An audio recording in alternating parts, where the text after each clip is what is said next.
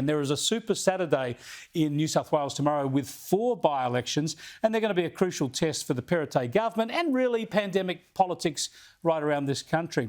They've come about following an amazing sweep of resignations, actually. Of course, there was the resignation of the Premier Gladys Berejiklian, the Deputy Premier John Barilaro, a Senior Minister in Andrew Constance, and the former Labor leader in Jodie McKay.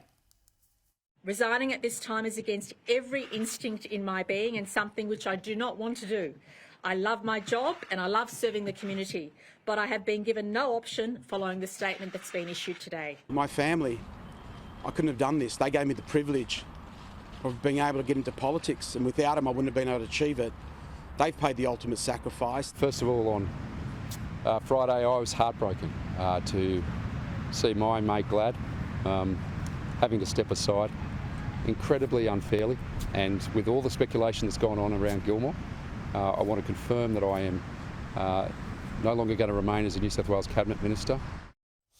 And off they go. The New South Wales government already relies on the support of 2 Libs turned crossbenchers, and another loss would plunge them further into minority government. Let's bring in former New South Wales Liberal Minister and party elder Michael Yapsley, who joins us from Melbourne. Good to talk to you, Michael.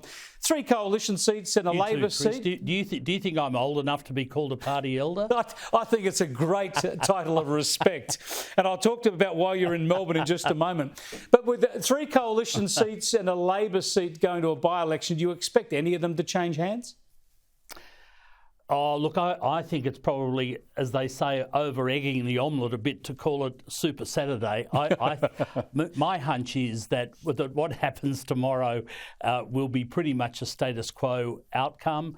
I can't see, the seat of Bega is probably the seat that will have the greatest focus.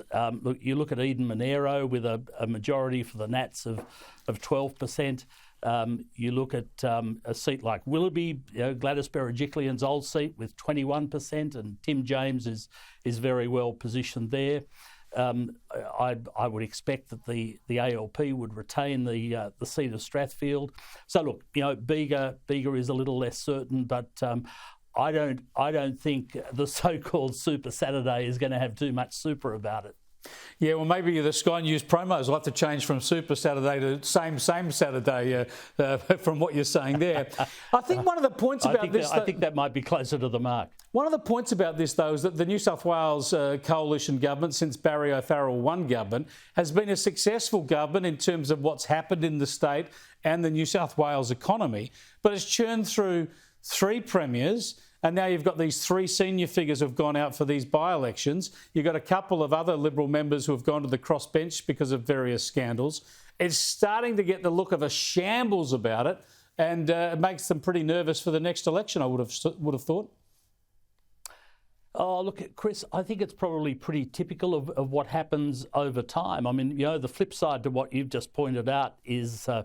there may have been a bit of churn at premier level in the Liberal Party on the coalition side, but look at the churn on the Labor side, and look, we know that being leader of the opposition is in political circles considered to be one of the toughest jobs around, frankly, whether you're a state opposition leader or a federal opposition leader. But I mean, Chris Minns is just about invisible. I mean, I'm sure if you went into any of those, even any of the seats that where the by-elections are being held tomorrow, and asked people who Chris Minns was, you'd struggle to get 10% of people saying that they knew that he was leader of the opposition.